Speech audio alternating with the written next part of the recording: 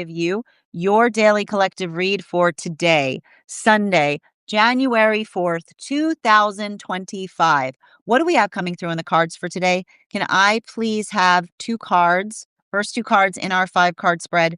First two cards we are starting our day off with today are the King of Cups in its upright and the 7 of Pentacles in its reversal. So this is just your reminder right now what we're energetically going through. This is a continuation and a culmination of the moon relationship lessons. We see a lot of closure that's happening in those energetic lessons right now. And I'm going to say this again. Cancerian full moons bring up a lot of feelings, right? They help us really get into the modality of understanding and recognizing what it is that we're trying to set our intention to. Absolutely beautiful energy in terms of helping to define purpose, in terms of being able to understand the feelings in a better way, being able to have productive conversations in relationality to the direction of emotions.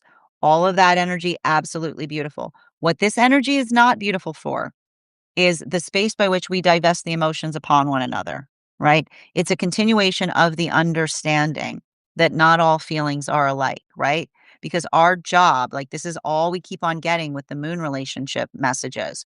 Our job is not just to give our feelings to each other, because when we give our feelings to each other, it can often feel like a burden, right?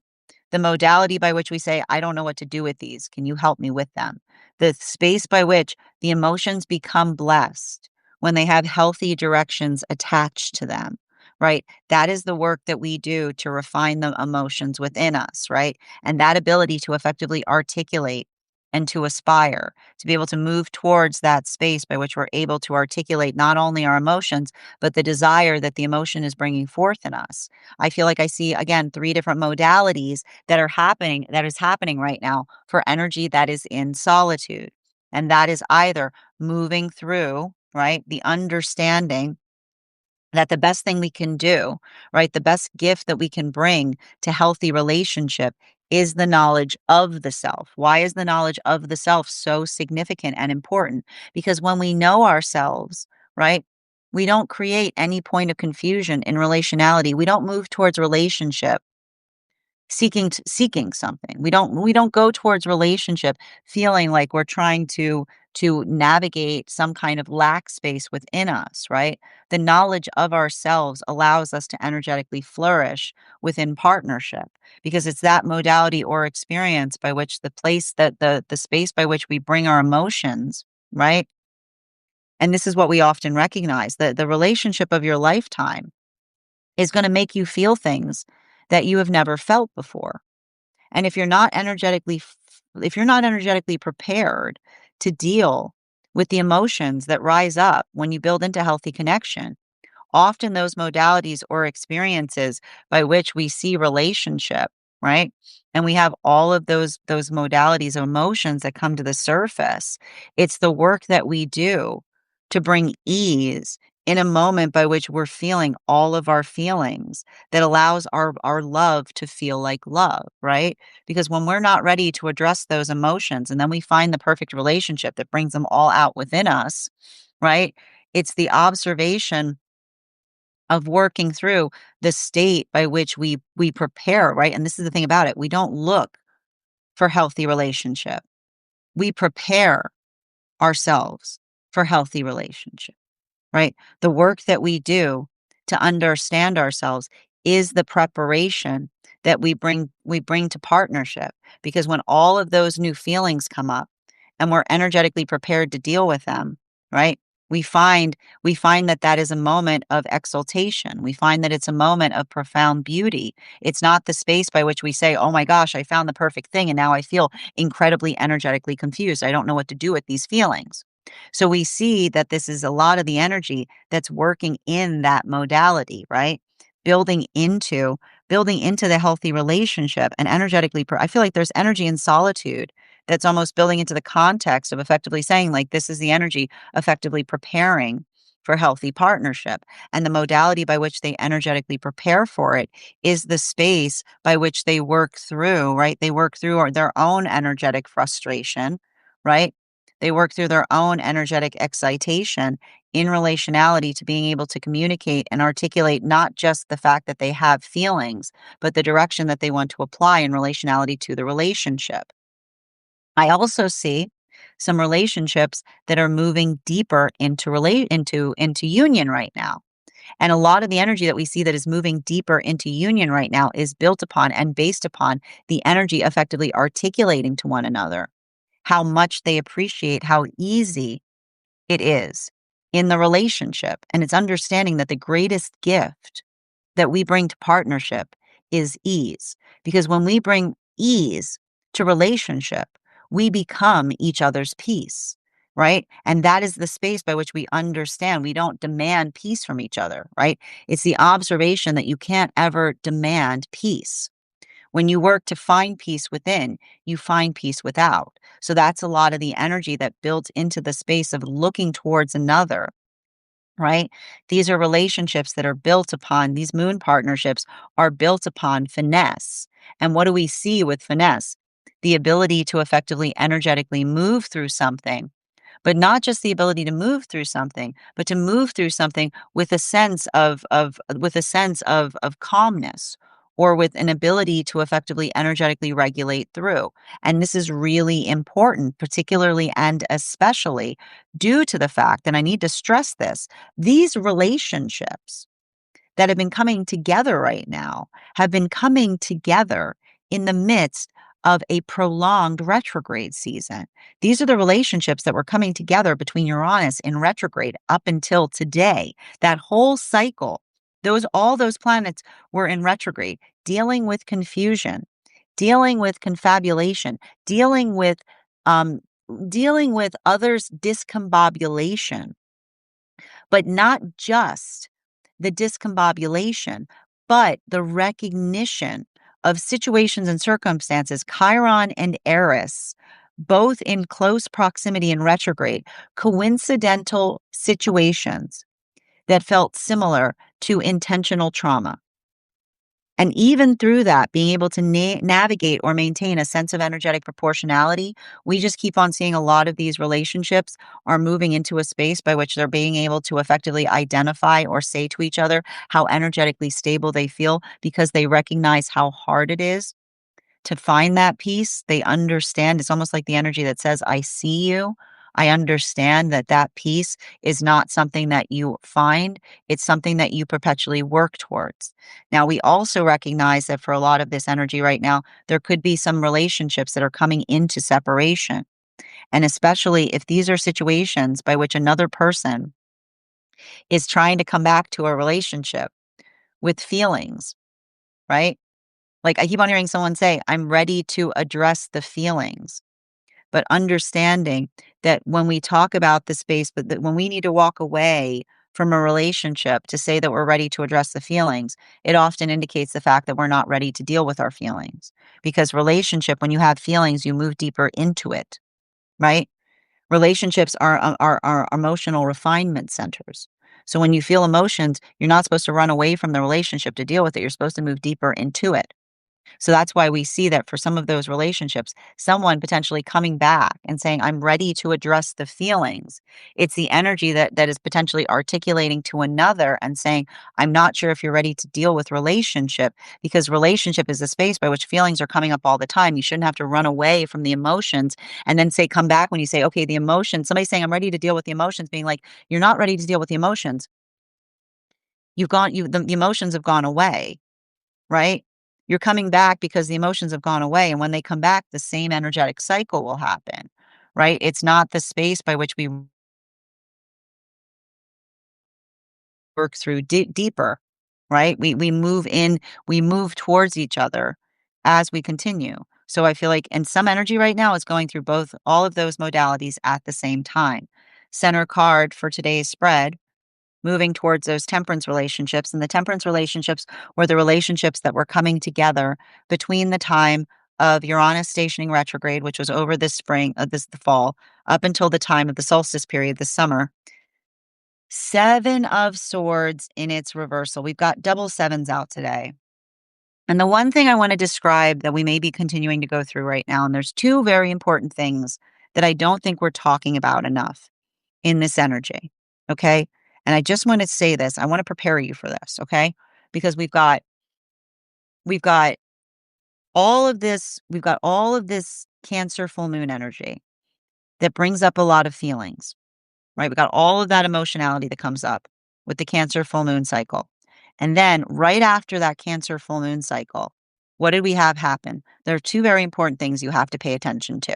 One, Mercury has moved into Capricorn. Second, Chiron is stationed direct. Now, that, like that modality or that ability of feeling something, especially today, it can create intensity. I'm going to say it's short-tempered energy. If you notice today that you're energetically short-tempered, I just want to remind you that these two things just happened.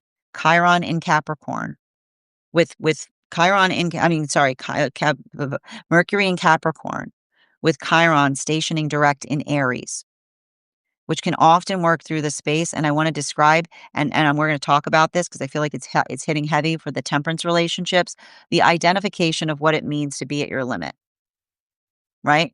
And the thing about it, and I keep on getting, limits are good, right? The observation of reaching our energetic limit on things often is articulating upon the fact that we have standards, right?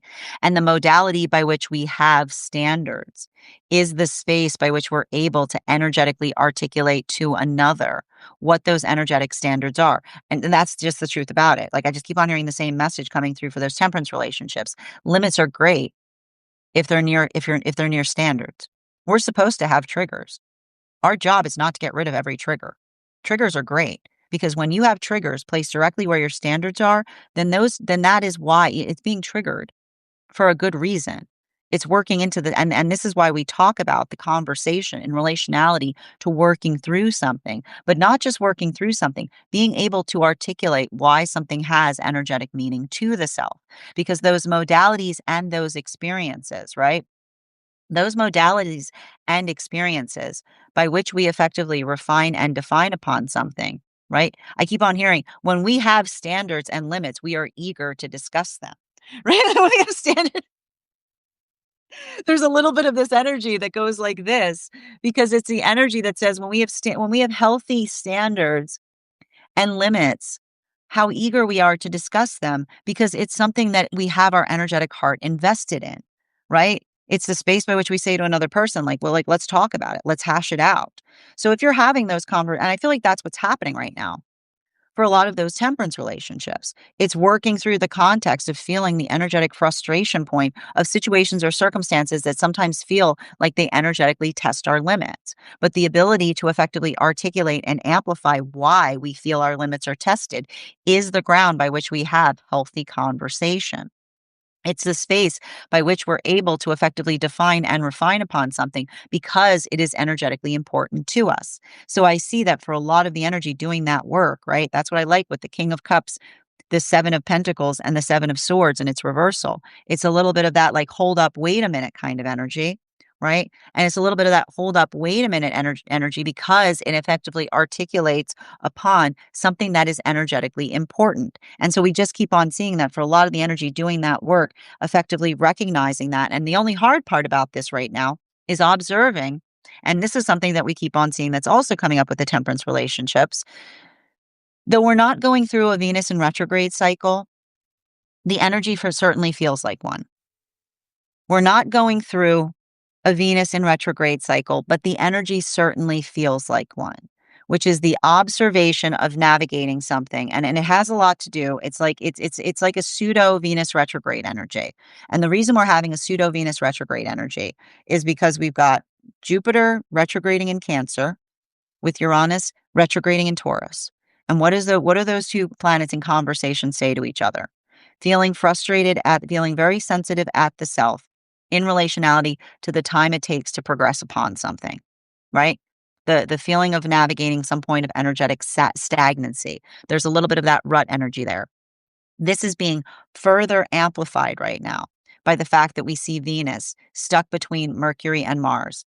Mercury behind it, Mars before it, which is often the space of feeling frustrated by the time it takes for things to occur.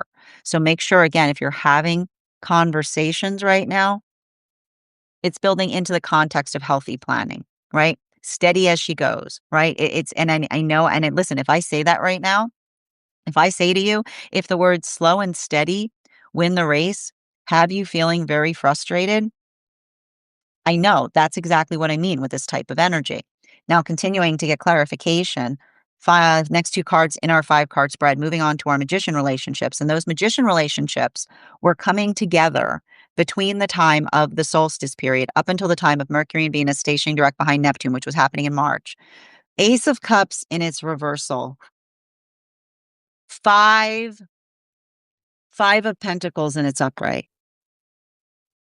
Now, the issue that we see that's happening right now for a lot of those magician relationships is the recognition of what it feels like when you're navigating the force of another person's projection.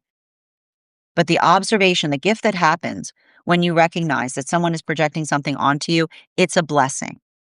And the reason we see that it's a blessing is, again, often the conversation that you say, by which you say to another person, it seems, right?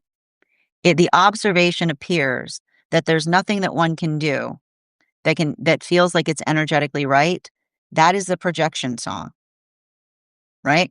That's the song of projection, right? The observation by which you assess. And this is what I keep on seeing that's beautiful about these relationships. I told you, these are magicians that continue to wizen as they move deeper into divine union, right?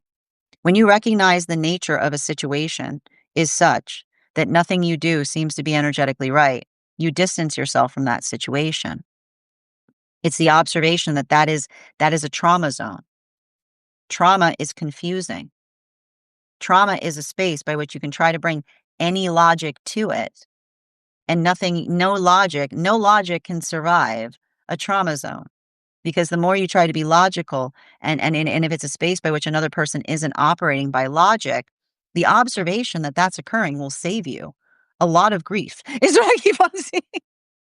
And the energy is working into the space of just not internalizing situations of that nature, potentially even recognizing past experiences when they would have.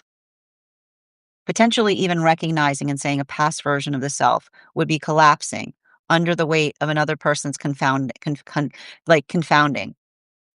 right?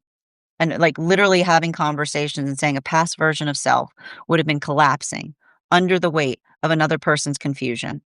The present self is able to effectively see the shape of trauma that surrounds the self.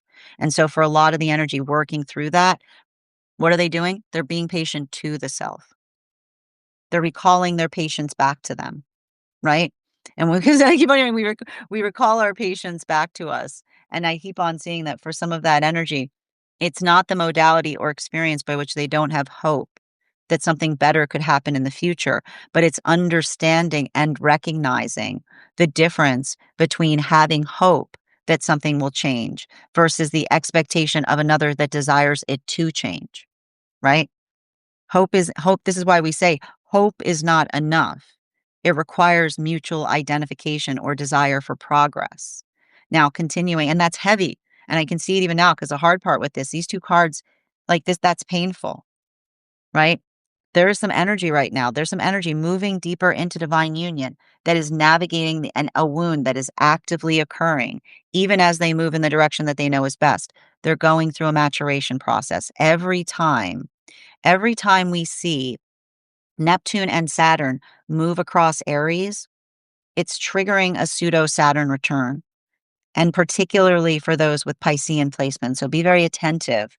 Be very attentive if you have Piscean placements right now, because a lot of abandonment wounds might be coming up as we start to see that energy moving back into Aries.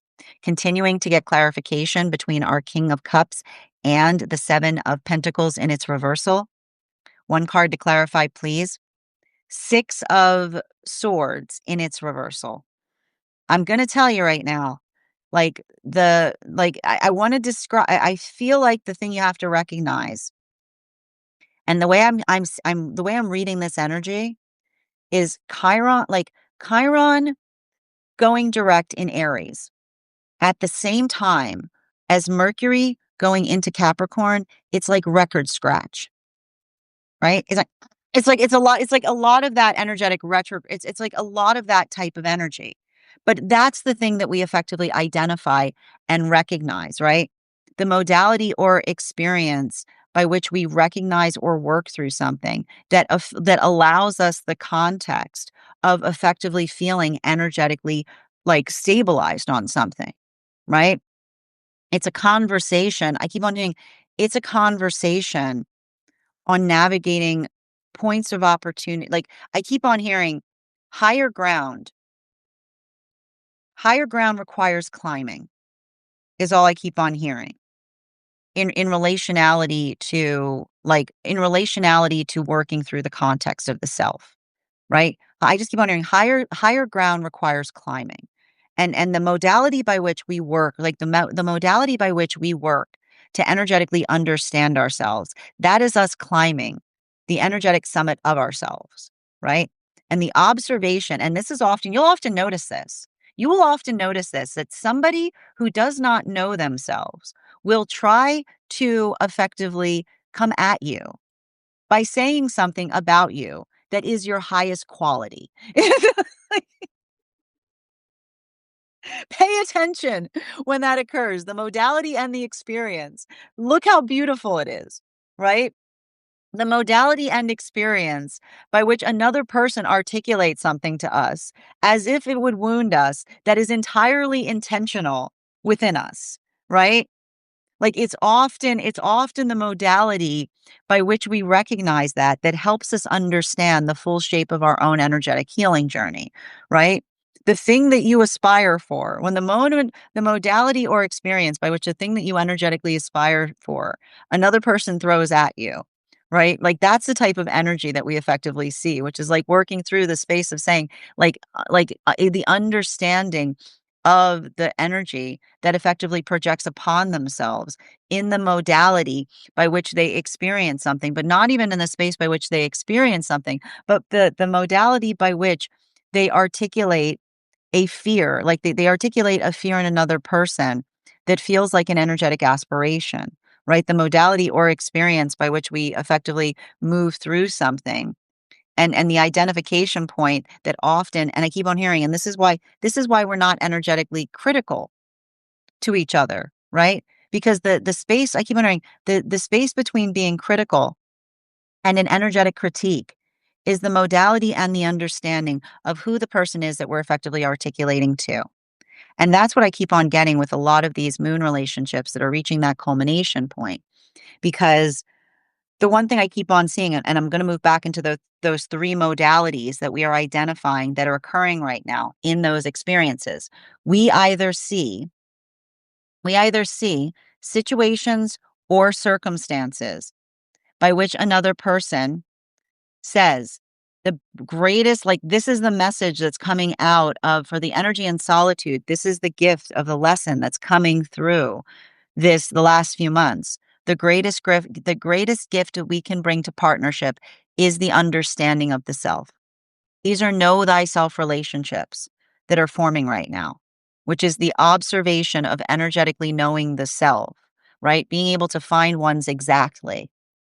Because when we're able to understand and identify ourselves, we know what is for us, right? We know what feels like it's in energetic alignment to us, and we know it's not. Right? And it's hard sometimes. Like it's hard when we have those moments or those experiences that feel like they make us energetically question ourselves. And even I want to say like this type of energy is very there's a tendency to question the self, right? There's Mars there's Mars in front of Venus with Mercury behind it, right? So that's the energy of saying why isn't it happening, right? Why isn't something moving fast enough? Why isn't and I want to and one thing I want to describe about this is in the journey of waiting to become the self, we don't energetically wait for things outside of the self. We answer the call of energetic waiting. We move in direction and in accordance with what we feel the energetic excitation or sense of excitement towards, right? We don't look outside of ourselves for the change that we hope to see in the world. We energetically embody it. because that is effectively the space by which we feel the need to energetically answer the call that we often feel within ourselves. And I keep on seeing, like, that's what I keep on getting with a lot of this energy that's working through solitude, right? And this is why we talk about the significance or the importance of working to heal ourselves, right? Because if you feel a lack space, if you feel an energetic lack space within, there is no relationship on the planet that is going to heal you of that lack space. You bring that lack space into every single relationship that you find. And then you say to yourself, and then you're surprised when you say to yourself, it feels like something's missing. And the question that you need to ask yourself is there something missing in the relationship, or have you always felt that way? Because the ability to effectively address the lack space is how we build into healthy partnership. And it never goes away entirely. It's not supposed to go away entirely, right? That is the original wound. The original wound was literally put there so that we would not be energetically abandoned. We arrive here with an intentional abandonment wound, something that is put within us in order to survive, that says, if I am left alone, I will energetically scream. That is where you start. Okay? I want you to understand that is where we all start. We all start with one abandonment wound. And that first abandonment wound is, if you leave me alone, I will scream and scream and scream and scream and scream and scream and scream. Right? And we spend the rest of our lives trying to overcome the initial abandonment wound that was required in order to facilitate our energetic survival. And so that is what I see a lot of the energy doing right now in solitude, working on energetically addressing that internal wound, right? And it's not the space that it ever goes away, but the way that we energetically fill it is by having a life that energetically fulfills us, right? That is how we effectively move towards the things that are in our direction or aspiration for us. We don't say, "Why aren't you giving it to me?" We say, "I better fill this with something." Right? I better fill this with something. And so we see that that's either energy that's working into that context of fulfillment. And I keep on hearing, see, being centered in the self is not self centered. So long as what you're filling yourself with is proportionate to what you would aspire and desire others to fill themselves with in turn, right? It's not exceptional if it's reciprocal. It's the act of self-fulfillment that is demarcated by profound generosity. So for a lot of the energy doing that work right now, we just keep on seeing that that's a lot of those modalities or experiences by which that's happening.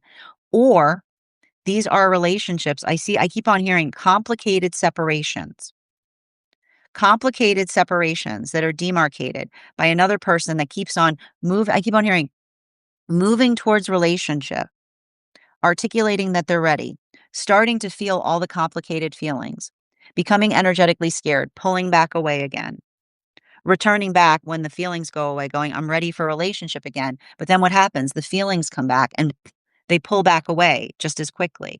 And this is why we talk about the fact that we need to be in a space by which we're able to face our emotions when we move towards relationship, because relationships are emotional refinement centers, right? It's not the space by which you say, oh my God, I've got these feelings. I got to get them out of here. It's a space by which you say, I need to work through these feelings. Let's talk about them, but with the sense of productivity. So those modalities or experiences by which another person is coming back and going, I have all these feelings. I'm ready to talk about them. Another person trying to say the feelings are the issue, right? It's not enough. It's not about feelings don't fix things. What we do with feelings tells us everything we need to know about our readiness for a relationship, because feelings can heal things. Feelings can break things just as quickly. And everything has to do with the directions that we energetically attach, the emotions that we bring to things. This brings us to a lot of relationships that are moving deeper into union right now. And what are they being energetically demarcated by? You are my peace, right? They've been coming together during this retrograde season. Whenever could go wrong was going wrong. And were they taking it out on each other? No. They were becoming each other's sanctuaries. They were navigating those circumstances with a sense of proportionality and that ability of doing so, right? Not going through something. And again, I'll tell you right now, Chiron and Eris and retrograde together can often, I was telling you, creating situations that feel coincidental, that feel intentional to past trauma. allowing the context of navigating through those fears, allowing the healing to come through. These are a lot of those relationships that are moving towards the termination point of an energetic breakthrough. Now, this brings us to continuing towards those temperance relationships and some energy right now going through all of those modalities at the same time. Continuing to get clarification between the double sevens of the Seven of Pentacles with the Seven of Swords in its reversal. One card to clarify, please.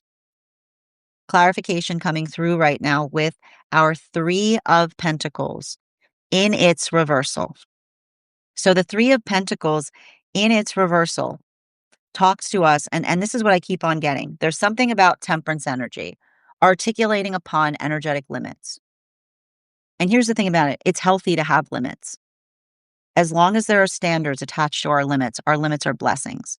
It's the modality by which we recognize that there's a proportionality. I keep on hearing there's a proportionality to what we energetically navigate, right? There's a determination and proportionality to what we energetically navigate. And then there's the energetic limitation by which we articulate when we have felt energetically fed up with something, right? That is the space by which our standards are positioned directly by a trigger. And that ability to effectively articulate or amplify what those energetic triggers are, right? Working through the context of the self. I keep on seeing that for a lot of the energy, working into that context of, I keep on hearing simultaneous recognized investiture, the modality and the experience of the energy that works through. I keep hearing the space that works through the frustration upon something, but not just the frustration upon something, but why something energetically bothers the self, right? This is a lot of the energy that effectively builds into the context of appreciating counterpart that truly sees, not I keep hearing truly sees not just the frustration that they carry, but what they have effectively have to navigate or go through. And so for a lot of those relationships, I keep on seeing that there's something really significant and important as it relates to working through frustration and allowing it to build the context of expansion, right? Like that's what's beautiful when we're navigating our frustration with a sense of energetic tenacity, right? It's not the space by which we allow the frustration to confound us. It allows us to effectively energetically push through things. So I see that like a lot of this energy right now is just like, and I want to describe it like Mercury in Capricorn with Taurus with Uranus in Taurus is like hard hat energy, right? It talks to us about the fact that you have to be energetically stubborn, right? You have to be energetically stubborn as you move towards your manifestation goals, right? It requires and it's like that's kind of what I like about Uranus and Taurus, which is it's pushing, it's understanding or working through the energetic space of pushing, right? And I keep wondering, pushing in the best way possible is not, I keep wondering, I keep wondering the same message, pushing in the best way possible isn't shoving, is what I keep on hearing. Pushing in the best way possible isn't shoving. It's moving through something with a sense of commitment and determination. Continuing to get clarification between our Seven of Swords in its reversal in combination with our Five of Pentacles in its upright. We've got the Queen of Cups in its upright. Our first, and I like this too, because what do we see that's happening right now? And if you're a tarot nerd, make sure that you head over to our stack to see today's spread, because we've got a complete couple here, right? We've got the Queen of Cups with the King of Cups. And so this is what we talk about. This is the goal. Like this is the energetic goal when we're working through our emotions effectively, right? Our emotions effectively are being able to effectively amplify and articulate like what we feel, but not just what we feel. How we effectively carry what we feel. And I want to point out, I want to do like a moment of contemplation in recognizing the difference, right? In recognizing the difference that we see between the King of Cups and the Queen of Cups here, bearing in mind this is not based on gender, but what one feels most aligned to. What do we see that the work of the masculine does in relationality to navigating the emotions of the self, right? It's dual cup energy, right? They're holding a cup and then they're also holding what could be a cup, but it could also be a scepter, right? So it's the understanding of the masculine that is able to effectively look at situations and understand, right? When you're holding a cup and a scepter, you can understand what you need to bring to a situation, right? It doesn't require one, right? It doesn't require one to have to be overly empathetic at all times, right?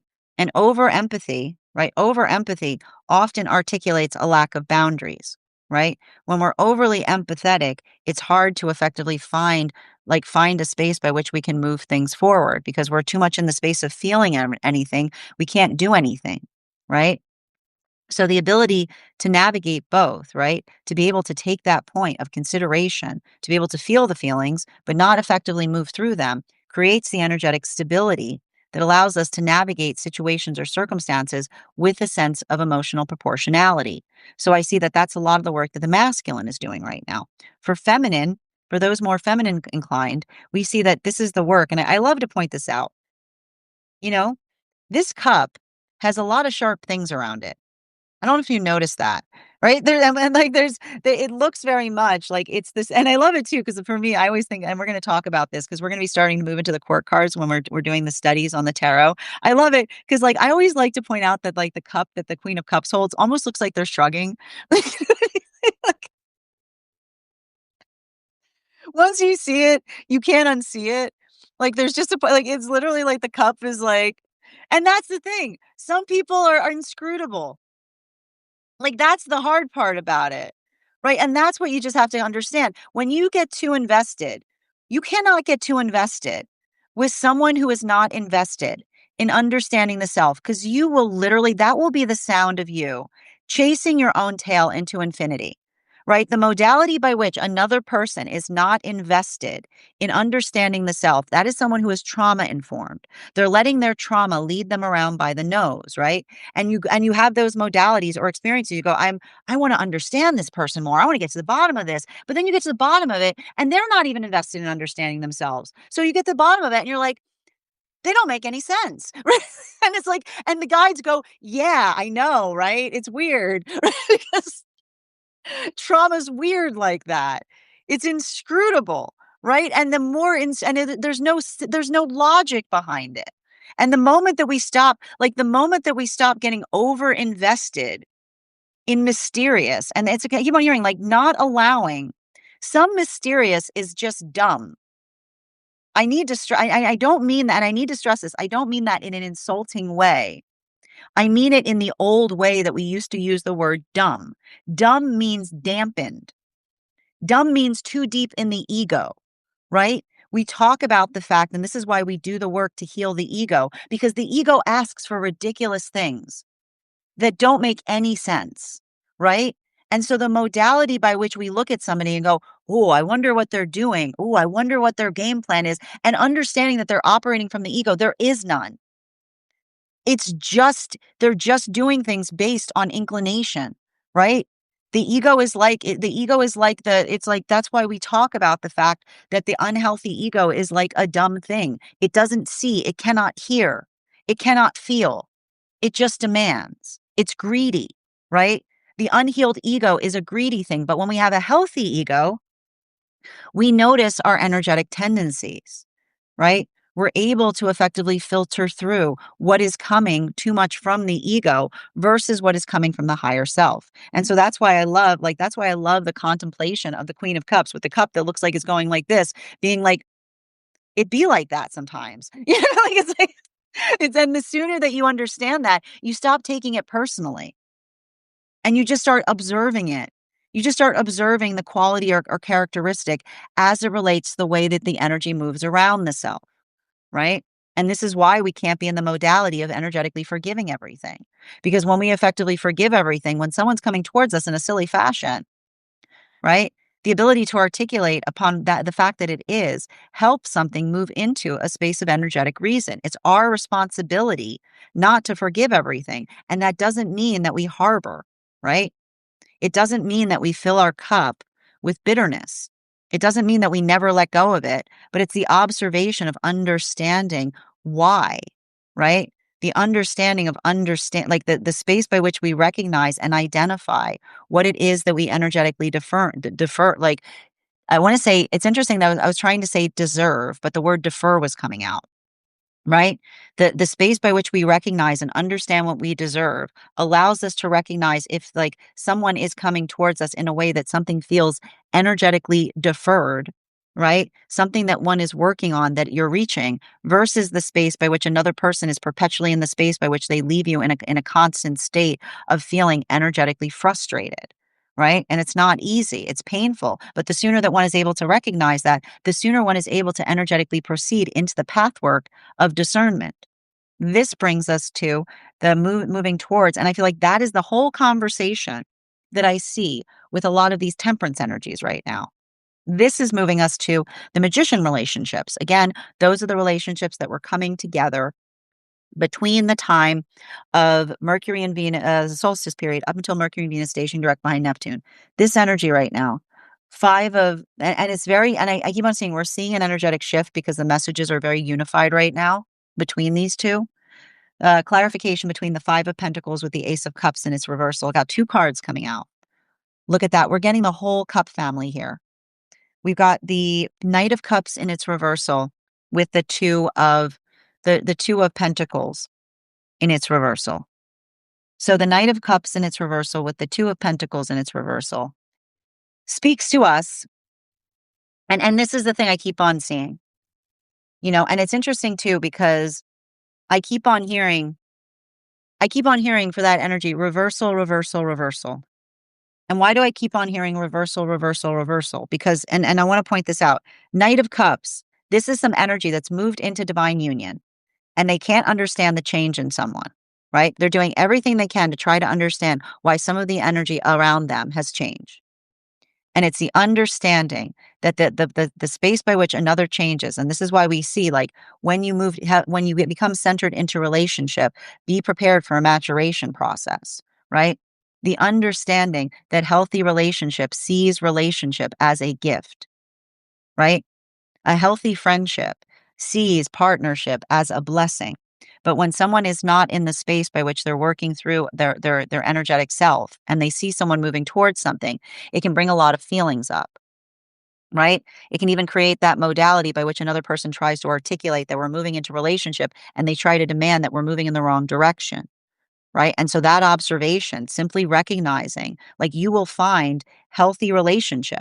And in the same time that you find healthy relationship, there will be someone who articulates that you're moving in the wrong direction if they're not in a healthy place because they feel like the energetic partnership damages your connection to them. And I keep on hearing healthy relationship, friendships change. Friendships grow. We reach those maturation points with a space of celebration. And that's why I keep on seeing that for a lot of those relationships, they're working through, right? They're working through the activated wound of another coming towards them in an unhealthy fashion, recognizing, having to tell others and say, what happened to that relationship? And somebody saying, I got into a healthy partnership, right? Literally someone saying, yeah, the relationship crumbled because I came into a healthy partnership. The relationship could not be sustained. But this is why we talk about, like, this is, I keep wondering, this is the modality by which true friendships are formed. Because those experiences that effectively navigate or recognize or feel that sense of healing that comes towards someone moving towards those modalities of energetic stability. I keep on seeing it's the beauty of understanding that healthy relationships grow and change, right? They're not amplified or like I keep wondering, healthy friendships, much like relationships, are not a stagnant place. I keep wondering, healthy friendships are energetically elastic. And the reason that I keep on hearing that they're elastic is because a healthy friendship navigates the elasticity of experiencing the changes, like the changes that we have in life, but don't energetically snap, right? They don't energetically snap in the modality by which we experience something that feels like it is effectively putting energetic distance between us. Continuing to get clarification between our Six of Swords in its reversal in combination with our Three of Pentacles in its reversal. One card to clarify, please. Ace of Swords in its reversal. And it's very interesting because before I started today's read, the Ace of Swords was also there. And it was there in the modality of working through the understanding of, and I keep on seeing, and this is what I like about working through these moon relationships, right? Moon relationships, I keep on seeing like the same message coming through. You can have, you can have any relationship you want, but the difference between enjoying a relationship and suffering through one has everything to do with a unified manifestation goal, right? You can have any relationship you want. The universe is very generous like that. But the difference, right? And this is what the universe often articulates to us. Pay attention, right? A healthy relationship should feel like a confetti moment. It should feel like a celebration. It should never feel like you're energetically suffering through it. And that's not to say, right? That's not to say that there aren't moments or modalities that we experience that it is harder to be in relationship during, right? The modality or experience by which we sometimes recognize that some things get more complicated in the context of navigating relationship. The modality by which we articulate that the relationship causes suffering to us is often the context by which another person moves away from us in the space by which they say that we don't think we're energetic, they don't believe that we're energetically ready to navigate it, right? Because the space by which we articulate, like the space by which we articulate, and this is why, right? This is why we don't just bring our feelings clumsily into a relationship, right? Because we have to understand the worst thing you can have in a relationship is the modality by which another person says, I care about you, and that care is hurting me. Right? Nobody wants to hear, I love you and it's agony.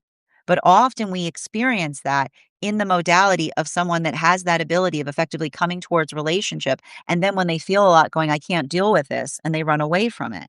Right? Because they're effectively saying that they're not in the space by which they've done the work. They haven't prepared themselves, they haven't emotionally prepared themselves to navigate all the feelings, the influx of feelings that arrive when we're in healthy alignment. So all we see, and this is why we have to say being very conscientious on how others experience it, the modality by which another person moves towards someone and another person tries to move towards them and goes, I can't take this, and then energetically pulls it back. And then when they finally feel regulated again, they go, okay, I'm ready. And then they go, I can't take this because the feelings come back and they pull back. It's somebody saying, I know that you desire a relationship, but I don't know if you're ready for partnership, right? Because they're literally, I keep on hearing they're literally watching. It's like they're literally watching someone that keeps on walking towards the relationship. But as they come towards it, they feel like they're suffering more and more until they finally have to run away till they feel okay again. And then they come back and they suffer more and more. It's the energy that effectively almost like I feel like I see some kind of energy right now saying to another person, I understand that the feelings are there, but the feelings are not where the healing's coming from. And this is a hard part. This is the painful thing about relationships. When we have not done the work to navigate our feelings, you will find the best relationship of a lifetime, and your feelings will break it because it's a modality by which another person says, I have these feelings and I can't energetically take it. So we see that for a lot of those relationships and most modalities, coming into that context is what is allowing the healing to come through, even in a place by which another person is articulating to another the complexity of the energetic situation. We also see that there's some relationship right now that is moving deeper into relationship with a lot of the yes energy, is what I keep on hearing. And that's what we can experience. Like, that's what we can energetically experience as it relates to partnership, right? The modality of energy, like I told you, they've been going through that retrograde cycle. Like it's a little bit of like it was like what can go wrong was going wrong in the modality of the time that they've been coming together. In fact, even to the point that there may be moments or modalities by which something coincidental was happening that felt very similar to another person intentionally traumatizing them. And what do we see that energy did? They worked through it. They worked through it. They didn't project it on each other. It's not that they were perfect in it, but they powered through it, right? Some energy just needs to be powered through. And the modality by which they see the capability, right? Potentially feeling the incongruity of coming towards each other in a very, very rough moment and finding the ability of another to effectively power through energetic complications. This is the energy that says to each other, you are my peace. You are the summation. You are not, I keep on hearing, you are not my missing piece. You are my piece that was missing. You are not my missing piece. You are my piece, PEACE, that was missing, because the ability of another to navigate that with a sense of proportionality, right? Bringing energetic fineness to situations. I see that that is a lot of the energy that builds into the context of feeling of saying to another, thank you for the peace that you bring to my life, because I know that that peace is not easy. Now, some energy going through all of those modalities at the same time. Continuing right now for those temperance relationships, Three of Pentacles in its reversal, Queen of Cups in its upright. You can't fix other people's hearts. Lover's card in its upright, and I love to see that in the center spread. I'm really enjoying the center pillar that we have forming right now in this read. You can't fix others' hearts. It's our job to recognize if they're invested in fixing them. I know it's painful. I feel like there's something about those temperance relationships that, like, want to get frustrated because it's like the articulation of wanting to say, "I don't know how to tell you that you should care." You know? I don't know how to tell you, and here's the thing, you should not be in the business of having to explain to another why they should energetically care about things. Our job is to recognize whether they do or not. And I keep on hearing the work of harmony, the work that we build into in the context of harmony is always proportionate, right, to what we can do. And I see a lot of energy right now that is working through, and I keep on hearing the hard part with some of these temperance relationships is working through the energy that feels like a rut right now. Okay. Cancer, full moon with in Jupiter retrograding in Cancer, while Uranus is in Taurus, while Venus is stuck between Mercury and Mars, is the amplification of feeling bad about hard on the self, saying, I must be doing something wrong because something that one is aspiring to do isn't coming into fruition. And what is the energy saying to each other? They're tapping into Uranus and Taurus. Patience, patience and perseverance. Some things just need to be navigated, right? It's not the space, it's not the difference, it's not the space by which one could be doing. There's always something that one could be doing better. But some journeys just require endurance. Is what I keep on hearing, right? This is what they're saying to each other. Some journeys just require endurance. So that's a lot of the energy that I see because I keep on hearing they're articulating and they're giving each other that endurance check. While the energy right now, those magician relationships, clarification between the Queen of Cups in its upright, the King of Cups in its reversal, and the Two of Pentacles in its reversal. Hierophant in its reversal, I told you. And I like this for the magician relationships because I feel like, and I keep on getting Hierophant in its reversal in combination with the Five of Pentacles above it says, everything is possible to heal so long as the work is mutual. And the reason I see some energy right now having to separate themselves from a situation by which it feels like another person is not looking at their partnership with a sense of elation is the energy that's saying to another person, I don't want to tell somebody I need them to put on a happy face. I just want them to be energetically happy for me, is what I keep on hearing. Like that is the conversation that the magician relationships are having. The difference between having to say to somebody, put on a happy face versus actually someone feeling happy for us. Often the modality by which we feel like we have to say that to another person explains like it's working through the observation of that not also being a solution, right? You don't want the modality by which you know that, and again, it has to do a lot. Remember when I said the point of pain? We've got an alignment day. right? Like, what did we see that's happening right now for the energy and separation? Potentially someone articulating to another and saying, I notice that you say that you desire a relationship, but you seem to be in agony every time you move closer towards it, right? I don't know if you truly are ready for the manifestation goal that you're articulating, is the conversation that some energy is having right now as they're moving into separation. While again, the same message is coming through right now for the energy deep within divine union, which is saying to another person, I don't want to have a conversation with someone in the modality by which I see that them see, like, I see them suffering. And I don't want to have to tell them, I would like you to put on a happy face because that doesn't resolve it either. That's literally saying, I would like you to pretend you're not energetically suffering. And the energy saying like they're not going to do that. So that's why they're giving distance to some situations, but they're not projecting their hope towards it that it will change. They're having hope that another person can resolve something internally so that they can maintain a connection, but they're not being patient if there's a modality or experience by which it seems like another person isn't invested in trying to resolve that within the self. Continuing to get clarification. So it's hard because they're navigating a wound that is happening in the present context. And here's the thing about a maturation process. A healthy maturation process is understanding the nature of the wound as it is forming. Continuing to get clarification between the Ace of Swords in its reversal and the Lover's card in its upright.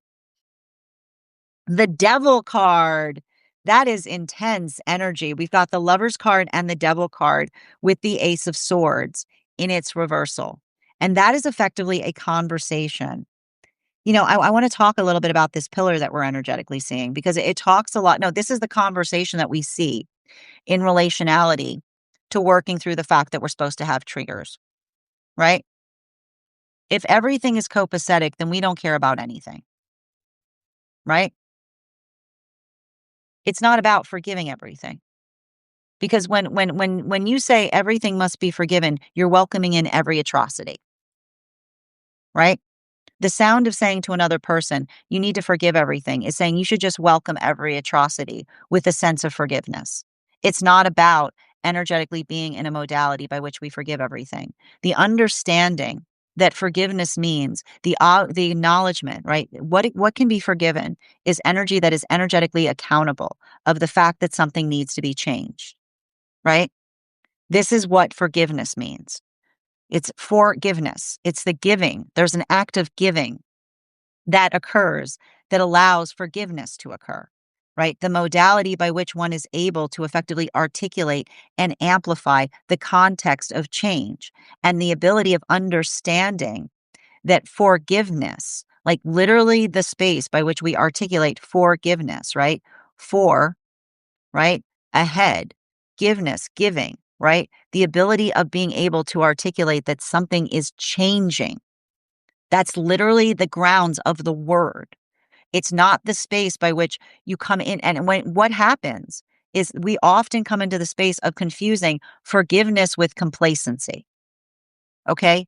Complacency is the modality by which someone says, I've done that. You should forgive me. And yes, it will happen again. And then you should forgive me then. And it's going to happen again. And then you should forgive me again. And then you should happen again. And it's going to forgive me again. And you see how this works? One person is constantly in the modality by which they're transgressing. And another person is constantly in the modality by which they're energetically articulating compliance that is being articulated as forgiveness. Forgiveness means we don't forgive everything. We forgive things because there is a direction attached to it. The four is the head, the giveness, the ability to articulate, I need you to allow for the context of being able to do something better in the future. And that is why we don't come towards each other saying, I would really like you to let that go. We don't let go of anything because when you sweep something under the rug, you are guaranteed to trip over it again. When you sweep something under the rug, that is all you are going to go through that all over again in some other way, shape, or form. Addressing. Forgiveness is about addressing. And that's what I keep on seeing in relationality to a lot of the energy that's either coming into union right now or moving into separation. The space by which the energy builds into the context of being able, I keep wondering, the space by which another has been going through a lot of difficulty and another person not taking it personally, right? The modality or the experience by which another person understands the difference between an outside problem versus an inside problem, something that needs to be worked on within versus something someone's working through without. That's allowing the context of energy moving deeper into union right now, while also and simultaneously working through the context and the experience in relationality to energy that's potentially someone coming back to someone saying, I'm ready to deal with these feelings. And another person saying, you always say that, right? Recognizing, I keep on hearing somebody who recognizes that another person who, instead of going deeper into relationship when the feelings come up that inevitably arrive when we're in a healthy invested partnership, articulates that they need proximity, right? Like the space by which, and I keep on hearing the space by which we have feelings. Like you can't address the feelings that arrive in a relationship by taking a step away from the relationship, because that's not dealing with them. That's allowing the feelings to dissipate. That's not dealing with the with the feelings. It's giving the context of a relationship by which you can never work anything out because the energy always steps back and allows the energy that allows the feeling to dissipate. And then you go back towards each other and the whole thing starts again. So that's a lot of the energy that's potentially recognizing an unhealthy pattern that is allowing the context by which something can effectively heal. Continuing to get clarification and some energy going through all of that at once. Continuing to get clarification between our Lover's card and the Hierophant in its reversal. One card to clarify, please. I love this, the Fool card in its reversal. And I like this too because, and it's interesting too because I feel like for a lot of the temperance relationships, it's working into the context of frustration, right? When when you work through frustration and you don't feel energetically, when you don't hold the frustration within, when you look at the frustration in relationality to saying, what are you going to do? Right. And I like this too, because like even in the space by which the energy, like I told you, like the Queen of Cups, I love this cup because it always looks like the cup going like, what are you going to do? I'll tell you what I'm going to do. Right. Like when we allow our frustration to empower us, right? When we don't let the frustration confound us, but we allow it to effectively empower us, it can act as energetic fuel, right? It's the modality by which we work through things. And even in the, like, even the frustration, even this frustration is a gift, right? Imagine a world by which you say, even this frustration is a gift because it gives me the energy to effectively like allow for some change to occur, right? With every frustration, a new lesson is what I keep on hearing with the temperance relationships. This is how they move. With every frustration, a new lesson, which is to say, isn't it beautiful in a space by which we make changes and we never have to go through the same frustration again? With every frustration, a new lesson. Every frustration, a new change occurs. That is the sound of refinement. That is the song of refinement. Every frustration, a new lesson. Every frustration, a new lesson. What am I finding here? Even this frustration is a gift if I can figure out what to do with it. And so that is a lot of I'm not surprised to see that because that's what we kind of get when we see Mercury moving into Capricorn, right? The ability to feel that weight in relationality to answering the energetic call as it relates to what it is that we're trying to do, but not just what we're trying to do, what we're trying to do better, right? Not being defined by our frustration, but being energetically refined by it. Final card for today's spread between our Devil card in its upright and the Fool card in its reversal. One card to clarify, Ace of Pentacles in its upright. I need to point this out, friends. We've got three. I just need to show you this spread. If you are a tarot nerd, make sure that you head over to the stack today to take a look at today's photo because the spread photo is beautiful. We've got 3 out of the 4 ace cards out. Okay. We've got the entire cup suite. Okay. We got the entire cup suite. We've got the Lover's card and the Devil card. So there's definitely a lot of energy that we see right now that is working into, like, there's an energetic shift occurring. And I like what we're seeing in relationality to the shift because it has to do with tangible energetic change, right? Ace of Pentacles is tangible. It's working into the space of opportunity. It's working into the space of energetic direction. It's a continuation of, and like even again, the devil card in its upright with the fool in its reversal is the ace of pentacles, is reframing our frustration so that it allows us the context of enacting change to things, right? The frustration that fortifies, that clarifies direction. It's a lot of that work that we see and we do. And when we look at, right? When we look at our frustration in this way, right? We don't get angry at ourselves for having it. We allow it to effectively empower what it is that we're energetically trying to do better, right? And that modality by which we do that allows for the possibility of new energetics like opportunities to emerge. So I keep on seeing that for a lot of that energy, it's working towards productivity. It's working towards those modalities or experiences by which you just I keep on hearing like it feels I want to describe like, it allows the frustration to build this into the context of being energetically like, you have to be it's not enough to just aspire for a manifestation goal. You have to be relentless in the best way possible when you're moving towards it, right? It's not just the object it's not just the space by which you feel frustrated. And even here, the understanding that a healthy manifestation goal should feel delightful every step that we are on it, right?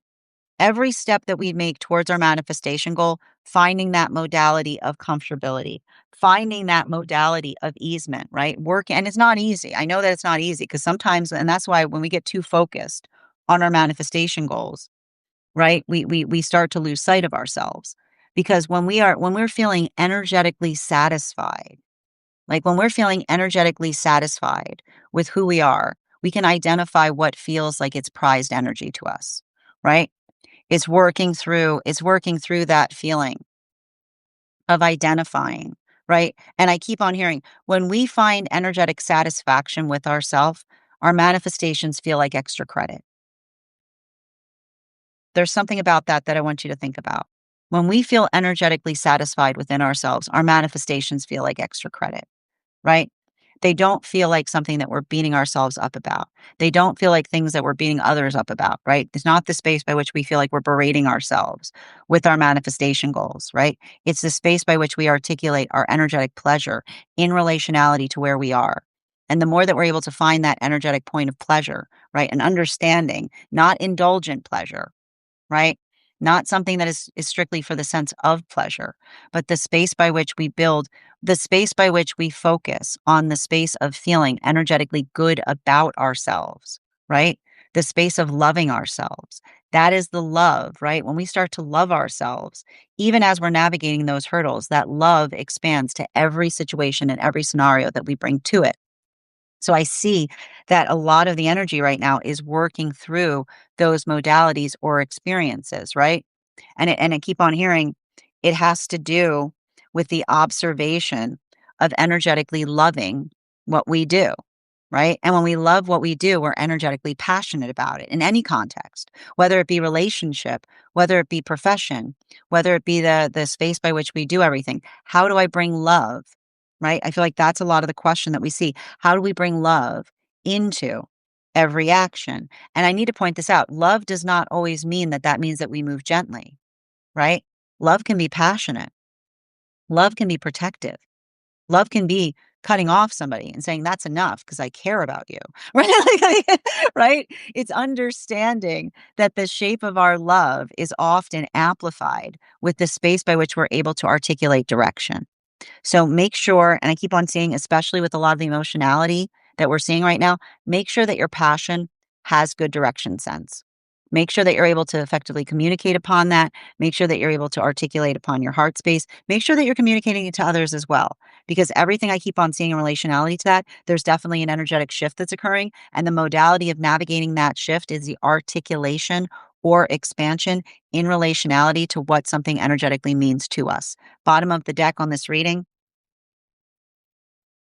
Eight of Swords in its reversal. Things are not ideal. There's never been a moment in this entire existence by which things are ideal. This is why nostalgia is an illusion. There's never been any perfect time. There's never been a perfect time. There are always modalities by which things are difficult.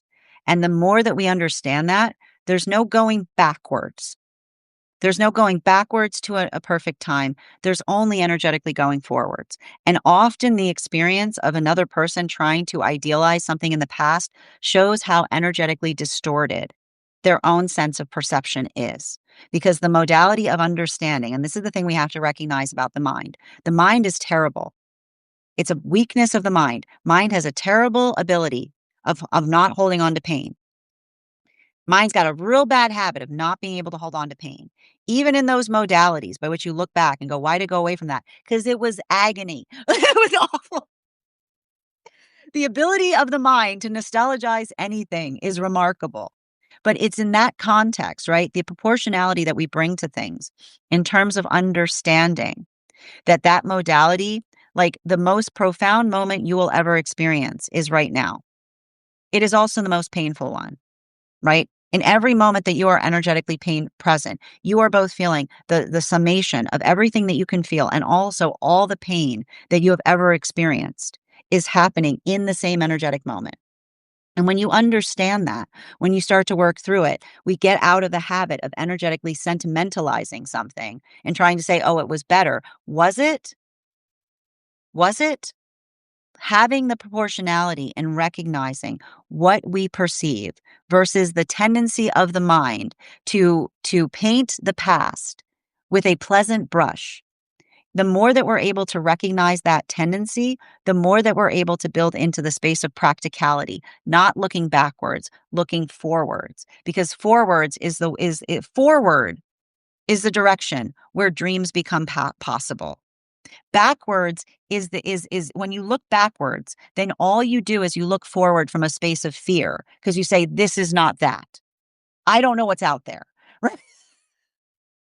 So make sure that you're finding the bravery to energetically look at situations with a sense of hopefulness. Assume, right? Assume, and this is what we talk about with inner child healing. Assume the future still has the possibility to absolutely delight and surprise you.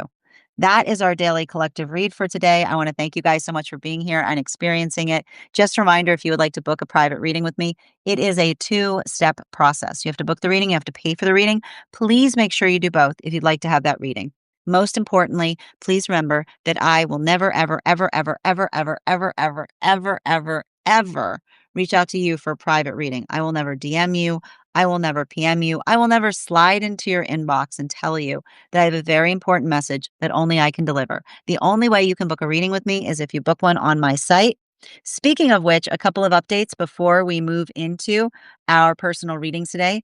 Thank you to everyone who attended our recent class on the judgment card. Our next Tarot Church class will be on Thursday, January 15th at 6 p.m. PST, 9 p.m. Eastern. We will be continuing our studies into the tarot with a focus on the World card, the final card in the Major Arcana. If you would like to become part of that tarot class program, all you need to do is mosey on over to my stack and become a paid subscriber. Your paid subscription to my stack is your ticket of entry into our live classes each and every month. You will also, as a paid subscriber, have access to over 9 hours worth of material in the Tarot Church Library Class Archive. Now, it's not necessary to catch up. I'll be doing my best to give you an update on everything we've studied prior to beginning that next class, but the material is there for you to receive as you're ready to receive it. And if you become a founding member, not only will you receive a discount on the whole year's worth of classes, you'll also have access to over 20 hours worth of material in the Tarot Church Library Class Archive. You'll also have access to a complimentary one-on-one mentorship class with me, where I will meet with you personally to assess where you are on your own personal tarot journey and give you the best insights in terms of how to utilize those classes to the best of your advantage, moving towards your tarot goals going forward. One of the things I try to do in these classes was make them accessible to the absolute novice tarot reader as well as the seasoned reader. There's definitely something there for everyone. Don't let your lack of experience or your robust experience prevent you from joining us in these classes. And even if you don't become a paid subscriber to my stack, I would encourage you to follow me there to stay up to date on any new offerings or services. I also post my weekly newsletter there, which will let you know about my in person events as well as my online live schedule. You'll also have updates as to my mystic meditation articles, which will let you know about what we've been seeing energetically in the cards. I just wrote one recently on this full moon that you can find over on the stack. I also want to let you guys know and invite you to a very special retreat that I'll be hosting this August. Please join me August 8th through 13th as we will be traveling to Tuscany, Rome, and Florence to study the tarot in the location by which the tarot was first discovered. Anyone who becomes a part of that tarot retreat will also be receiving a complimentary mentorship class with me, as well as one-on-one training while we are on that retreat. And if you sign up this week, you will also have access to a $200 complimentary credit towards that retreat program. You can find all of that over on my stack. Finally, I want to let you guys know that on top of my standard life path readings, I also offer mentorship classes. These are for any of my students seeking a more personalized educational experience with me. I take a very limited number of students for this reason, as those classes are focused on each individual's personal spiritual goals and journey work.